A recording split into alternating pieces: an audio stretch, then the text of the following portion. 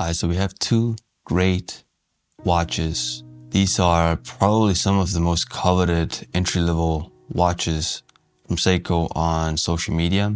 I think this is probably one of the most coveted watches, period. I don't think there's not one watch channel that has not covered this watch. So we have the SRPE55k1, and we have which has the matte black dial, and then we have an SNXS79k1. So if we start with the specs of the SRPE55k1, it has a 40mm dial, 20mm lock width, 100 meters of water resistant, and it has a 40mm dial, obviously with a matte black dial, and it has a date, as you can see here. I don't know if that's obvious. Yeah. At the 3, has a dial layout. It has a low angle insert you can see around the bezel here.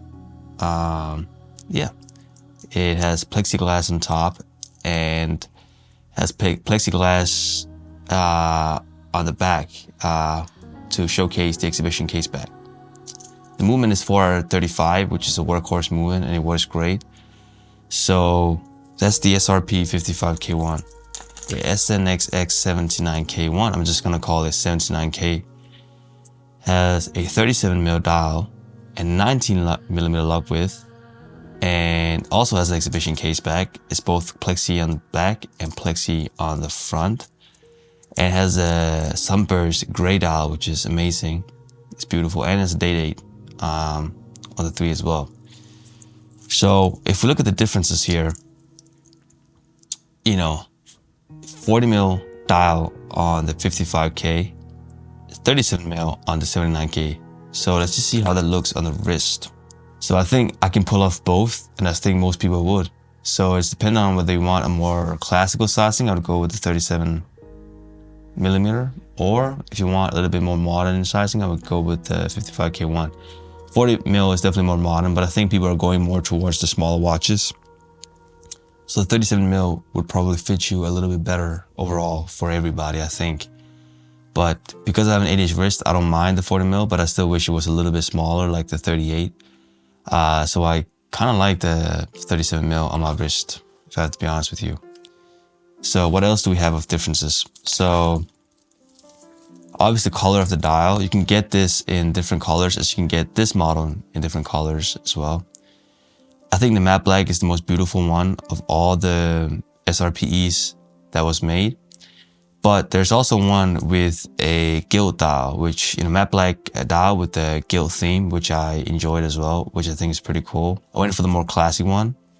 I still think I made the right choice, but that one is classy as well. This one you can get in a lot of variation. The 79k1 you get a lot of, you can get in blue, like different colors, like all interesting colors as well. They're a little bit more different than classical color schemes, I would say so. What else do we have of differences? So the sizing, the thickness, which is kind of weird, I have to be honest with you, because this one, which is the bigger watch, better movement, just better overall, has a 12mm thickness, which is actually kind of nice.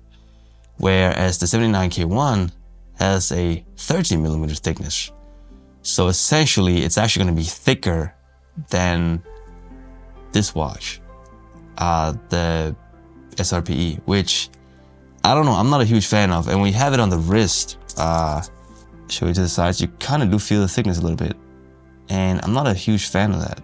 I wish it was thinner. Maybe it could have been done if they removed the exhibition case back. But I'm not sure. I do like the exhibition case back though. I mean, it housed the 7S26 movement. Yeah, so we can actually go directly into the movement. No, wait, a little bit more to the differences. So we have the crown is both on the 4, and it's because it's a Seiko 5, they're both on the 4. So that's one of the requirements of being a Seiko 5, and they both are Seiko 5s, but in different eras, obviously. This is one that's a lot older watch than the SRPE. I think they wanted to kind of have a watch that would fit into the classical aesthetic that we were kind of going towards. They also did release a diver version of it with a diver bezel. But I think the SRPE is definitely the better watch of the two, even though I have owned the SRPD version, which is the diver version of this specific watch. This one does not have an angled insert a bezel there. It does not have that. This one does not have that. And for some reason, I actually think I do prefer that. But yeah. And then it's a 20mm luck width and 19mm luck width. I just don't get it. I wish they would have gone with the 18 on this one. I think it would have actually been better to kind of give it more presence on the wrist, but also just for easier strap changing. This one is a strap monster with a 20mm. So this one is gonna go with all the straps you probably already have at home. The 55k1 uses 4R35 movement, which is a workhorse movement I use in a ton of micro brands as well. And it just works. It hacks, it winds, it's automatic. You know, there's not really much you can, you really cannot be too negative about this movement. It's just a great movement and you get a view into it. It's not decorated too much. It's just a workhorse industrial movement. I think most people will be happy with this movement more than the one in 79k1. But yeah, 3 hertz. So it's not the fastest or most premium movement, but again, it's a workhorse movement. The accuracy is, for me, plus minus 10 seconds. You really can't go wrong with it. With the 79k1, it's I believe it's called 7S26. It's not the most accurate movement. It doesn't hack either. So you kind of have to change the time on the run. Otherwise, it's also a workhorse movement. It was a great movement until the 4R35 was released, and a lot of people would still consider it to be a great movement. It's a little bit on the thicker side. That's why it's 30. I believe that's why this one is 13mm, where the 55k1 is only 12mm. But yeah, I think the movement department, the 55k1 is definitely the better watch. Let's talk about yeah, which one of these watches I would choose, my overall thoughts of having to purchase one of these watches, and my experience overall. So the watch I would choose would be the 55k1, mainly because I have an insurance, so I like the presence a little bit, even though I think 38mm, this one 37mm, just 1mm more is probably my perfect size. But I think the main reason is not actually the size, because I actually do love the classical size of 37mm. It's actually because of the whole package. See, I didn't talk too much about the bracelet, but the bracelet on this one, it's just so tinny. It's tinny, it's not high quality, it's a pain to readjust, and actually broken, the clasp, it's not a good quality, and the links and the clasp together, is almost broken on me while changing it here. So I know other people might disagree with me on it. I'm not a huge, I haven't tried a Tudor or Rolex bracelet, so I've only tried the micro brands and entry-level watches. It's crazy to say, $500 or $200 entry-level watches, but I think in the watch horology world, you would consider that entry-level, but that's another discussion. But the bracelet is not great. The 13mm, I'm not a huge fan of the thickness of it. It's only 30mm water rating. Whereas this bracelet, the 55k1 bracelet, is actually pretty decent. I'm not gonna lie. I mean, it's wearable, and I wouldn't say it's the best. It doesn't feel high premium.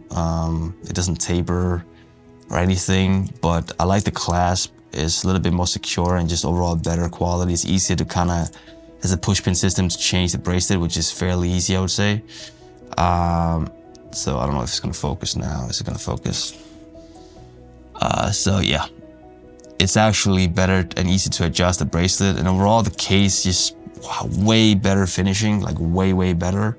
It has 20mm luck width, so easy to change the straps. You probably already have some laying around, even from fashion brands. You probably have a 20mm luck width bracelet laying around if you want to change in a strap. I like the crown a lot better. It's a lot easier to get to. It does hack and wind and all the good stuffs, and great loom on the watch as well.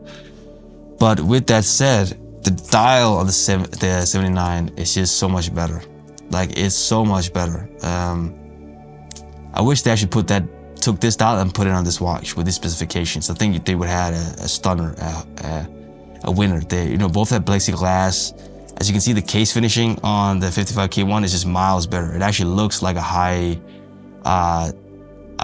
very costly Seiko watch with the finishing here. So they really outdid themselves on the casing, where this one is very bland. It has no features, has no really design aesthetic to it. It's just a bland industrial casing. But of these two watches, for sure, I would go with the 55k1 for the experience. If you're gonna buy your first watch and you have $200, you know, I'll definitely go for this one. Even though it only costs $100, the problem with the watch is if you really had to upgrade the watch for, like, with all the components, it probably cost you $200. But you have to do it yourself, it probably would end up costing a lot more to upgrade this watch into something that looks like this. But with that said, if you want a cheap watch, or fairly cheap, and you want to get into mechanical watches, it's not a bad watch, the 79k1, because the dial is a stunner. And what I would recommend is actually taking off the bracelet and putting on a leather strap and wear it that way. I think you would have a higher degree of happiness doing that. So the dial is the best on this one. It's actually one of the best dials I own, honestly. It's incredible. Not necessarily because of the finishing, but just because of, you know, it has a frame window and the sunburst finish is it's just great, you know, it's just beautiful. If I had the money, I would probably go for something like the SRPE 33. I've made a couple of overviews of this watch. I've not made a specific review yet. I probably will make that. If you have the money, the funds, you want to spend a little bit more, the Seiko SRPE 33 is probably the way to go. It has a deep black dial. You can kind of see the differences of the matte black, and the deep black dial. It doesn't have a protruding day-date window. It's very much a framed window. And it's black instead of the white on this one, so it just kind of blends in. So this watch with the bracelet, the dial, and the case finishing, everything is honestly better on this watch. Just everything is miles better. It rivals micro brands. I mean, this one is a stunner. I definitely recommend the SRPE 33. But again, it costs like $500, $600, so it's a little bit more expensive. But it does resemble, like, that's the beauty of the 79k1. In terms of dials, they both kind of resembles each other, if you see that, you know. Has some of the same finishing, same dial design, but the finishing on the SRPE 33 is still miles better. But if you want this type of dial, the Oyster Perpetual look, definitely go with this watch prior to the 50k1. Because this dial it's pretty good. I'm not gonna lie. It's just a beautiful dial overall. Like how it looks, and just the sunburst finish is great. And the finishing is also fine. You know, it's overall finishing is fine. So if you can get it and just get a 19mm strap, you can get it from different websites and put it on this watch, you definitely do have a stunner. But with that said, it wasn't to make a comparison to the SRPE 33 because it's a different league, but I think this watch overall is a different league from other watches, and it's not to make a review or comparison, just to throw it in there. So, you know, of these two watches, you know, definitely SRPE 33, but it's a lot harder to get because you have to buy it from the secondary market. And you can probably get this watch for $200 or less than $200 brand new in, you know, different sales and stuff like that. So I think it's definitely worth it. Off these two watches, I would go with the 55k1, but honestly, if you went with the 79k1, you're not even going to be mad at it. And even if it's not your first mechanical watch, even if it's your 10th mechanical watch, the dial is sincerely great. It's sincerely great, and I would definitely choose, you can either buy like a different bracelet for it, or honestly, the best thing you can do is honestly just fit it with a strap, and you're set and you're good to go. So that's pretty much my take on these two watches. I'll probably make a more proper review at some point. I'm trying out something new with making this type of review because I would like to just be able to talk about them freely without being too strained. But yeah, great two watches. What do you think about these two watches? What do you think about the review? And do you have another watch recommendation in this price point of sub $200? Thank you for watching. I hope you guys subscribe, like the video, and let me know if you want me to review a specific watch.